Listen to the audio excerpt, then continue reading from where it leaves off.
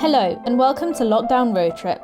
Today we will be exploring the history of Perth's 1993 flood, the Antonine Wall in Kirkintilloch, Fairies and Witches in Dal Rai and penicillin in Darvel. But first, Hannah is exploring the history of the 1920 flood in Louth. Today I am in Louth in East Lincolnshire, and today we're going to be talking all about the floods that happened here in 1920.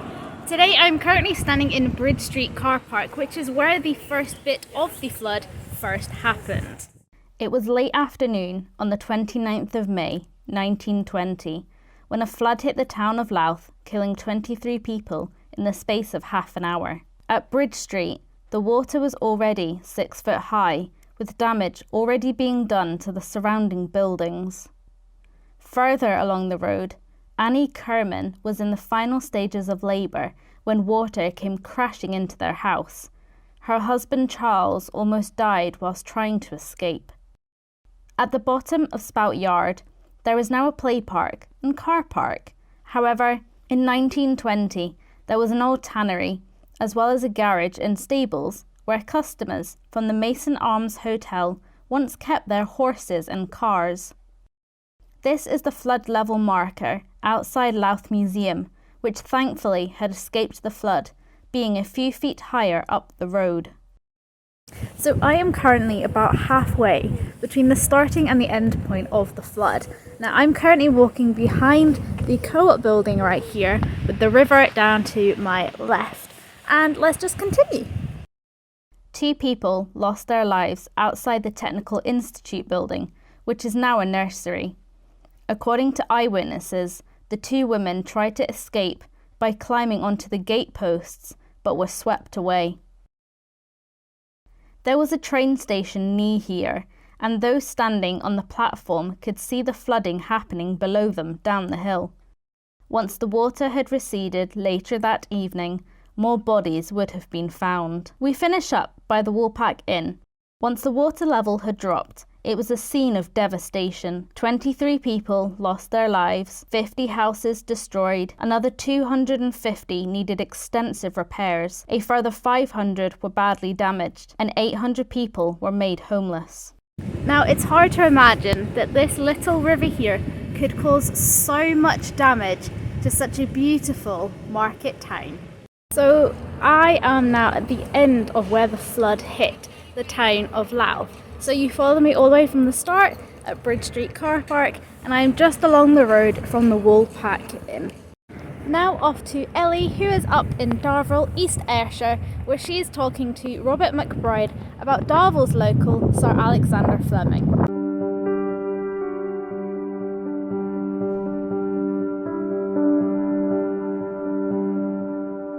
Thanks, Hannah. Today I'm here in Darvel investigating the life of Sir Alexander Fleming, who discovered penicillin. Alexander Fleming was born in 1881 at Lochfield Farm, which is 4 miles north of Darvel, up on the edge of the... So now qualified as a doctor, he went to St Mary's Hospital in Paddington, where he chose to work until in 1914 the World War broke out. He worked as a medic, assessing and treating battlefield infections. This was grueling work and sadly had a high mortality rate. After the war, however, he did return to St Mary's and resumed his research and had some early success when he discovered a substance which he called lysozyme. However, it was in 1928, in a fairly normal working day in the laboratory, that he made the discovery which was to alter the course of medical history, when he actually discovered penicillin. Now, penicillin was the long-awaited magic bullet of medicine, a substance which killed harmful bacteria but did not harm or damage the surrounding tissue. And it took 10 years before they were able to produce a pure form of penicillin suitable for mass production. At that time, World War II was raging across the world, and the British and the US governments jointly decided to fund the development and production of penicillin in America. This was so successful that towards the end of the war, at the time of the Normandy invasion, they had enough penicillin available to treat all battlefield casualties, which was remarkable. An early survey in the 1960s, at that time, reckoned at that time that had already saved 20 million lives. In recognition of his work, Fleming received a knighthood in 1943 from the King, and now as Sir Alexander Fleming, he and Drs. Florey and Chain were awarded the Nobel Prize for Medicine in 1945. But the most enduring memorial to Fleming is that of his own gift of penicillin to the world, which he gave free, without charge. In his hometown of Darvel, he was also honoured in many ways. He was made a freeman of the borough of the town, and there is also a memorial garden, a small museum, and a memorial stone at his birthplace in Lochfield Farm. He died suddenly in 1955 from a heart attack. He was aged 74. So he is actually buried, and he was buried amid national mourning at the time in the crypt of St Paul's Cathedral in London. That was the life of Sir Alexander Fleming, who was from Darvel. Now let's head over to Chris, who's in Dal Rai investigating fairies and witches.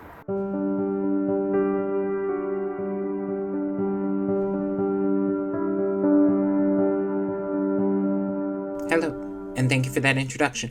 My name is Chris, and I'm bringing you here today to the lovely location that is Lynn Falls in Dal Rai, which has a more spiritualistic vibe with a visit to a fairy glen.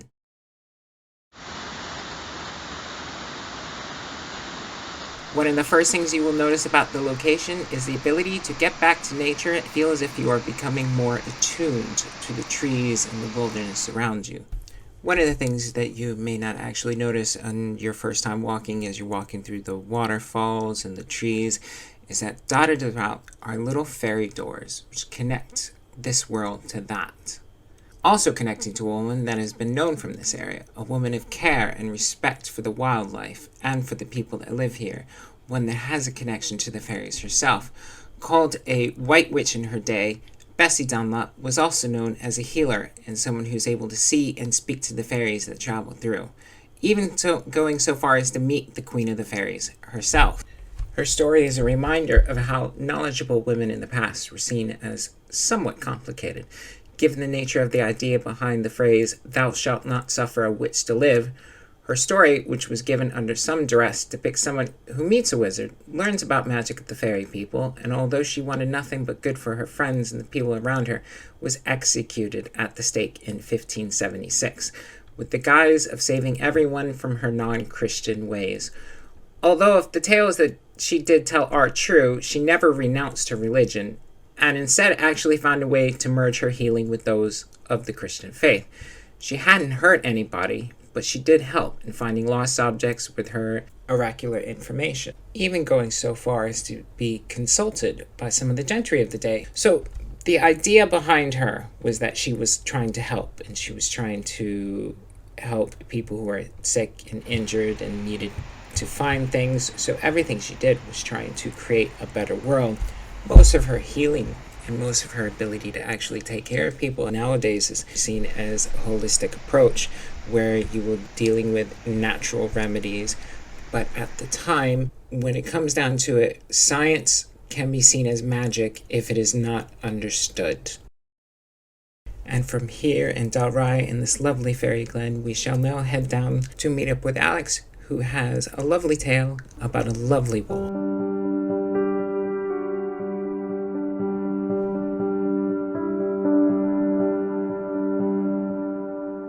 Thank you for that introduction, Chris. We now move on down to the little town of Carcantelic, where despite its size, this is a place that has some rather intriguing historical landmarks and roots. Kirkintilloch is located about 8 miles outside of central Glasgow and is part of the Dunbartonshire constituency and was once part of the Roman Empire. More specifically, it was part of the Antonine Wall. The Romans first invaded Britain in 55 BC, but did not launch a real and lasting invasion until 43 AD. The Antonine Wall was at one point in time the northern frontier in Roman Britannia and was actually routed through Kirkintilloch. The Antonine Wall ran from Old Kilpatrick on the west coast all the way to Bo'ness in the east. The wall was around 37 miles long and would take 12 hours to walk the entire length. Its course continued through the town to this day, although very little remained of the wall above ground for the public to see. However, there are remnants of the past located in Peel Park, which is the largest park in the town. The first known settlement in Carcantelic was a Roman fort, of which is now known as Peel Park. Forts were built at regular intervals along the wall, which were made of turf, and were seen as expansions of the wall, allowing for better communication between soldiers and settlements for civilians to live in. Within Peel Park are the visible remains of a latter medieval-looking moat which belonged to one of these forts, and was also known as the Peel and the Stone Kirkintilloch Castle. It wasn't until the Scottish Wars of Independence that the Roman frontier here was refortified and functioned as a militarised borderland.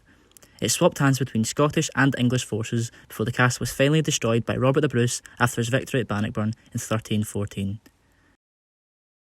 Nothing of the fort is visible on the grounds today, but the site is still well worth a visit due to the Old Kirk Museum.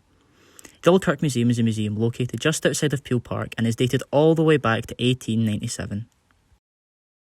The land was acquired by a local police commissioner and soon afterwards was made into a public park. Recent restorations include the bandstand and the fountain, both fine examples of products manufactured in Carcantelic by the renowned Lion Foundry. In addition, the War Memorial Gateway has been refurbished, park benches installed, footpaths renewed, and the Roman and medieval history explored through a series of linked interpretive panels. We now move on to our final section of the film, where Andrew will be discussing the Great Flooding in Perth.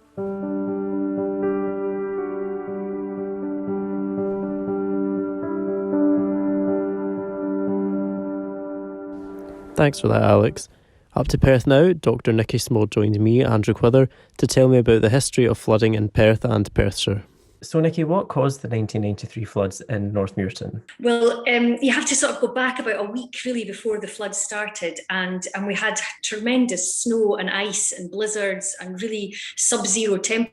So we had this terrible situation from about the 10th of January. Basically, one of the councillors afterwards said Tayside is closed. We were stranded people in Auchterarder. We had the army helping out with people getting free of snowdrifts. The Tay River is one of the largest, and it puts a huge amount of water, fresh water, into the sea every day. So we had all these other rivers all contributing to the Tay. We've got all this other water coming, and the whole of Tayside's been affected, and we get this higher temperature, all this snow melt, and whoosh, we got all this water rushing down and coming into the town very quickly. Is flooding still a major issue in Perth and other areas of Perthshire? Flooding is very common in Perthshire, and we still have that flooding today. So that happens periodically, and it happens in pockets. You'll get flooding in different places. Bridge of Earn, the Earn, and if you go down the Kearney Braes, you'll often see the Earn flooded. The Ruchel in Comrie is another place I know where little floods happen, big floods happen. Does Perth have a history for having floods that decimate the area in the way that this 1993 flood did? Where Perth is built, is the point in the River Tay where you can get a ship. And navigable, you can get boats into a harbour in Perth because we have a tidal point, but it's also the lowest point of the river for crossing. So way back in very early days, that's why Perth came to be where it is. And you'll also notice in Perth we have our inches on either side of the town, the south inch and the north inch, and these are, the word island, that's what we were, a little island with the inches that would flood on either side. We also have this problem where water comes through the city, so it comes up through buildings, basements, and are particularly vulnerable. So anybody in a basement flat or who has a basement can often find that's hard to manage as well. So yes, a long history of flooding. And are any articles or photographs available to view in the AK Bell Library? Yes, the Local and Family History Department is one of those departments that collects all of these things. So we have the work of, the main thing we have are the newspapers from that period. We collect all the historical newspapers. So our newspaper collection starts in 1809. You can go back through all the newspapers and look at all kinds of incidences, not just 1993, but you can go right back. Most importantly, we have photographs, and we also have histories from people and that people have written. The floods caused people to, one or two people actually wrote books and did sort of projects on it. If anyone wants to look at the history of something like these events, then yes, a local library in any region is the place to start, because we will have something on it, definitely, if not, quite a lot.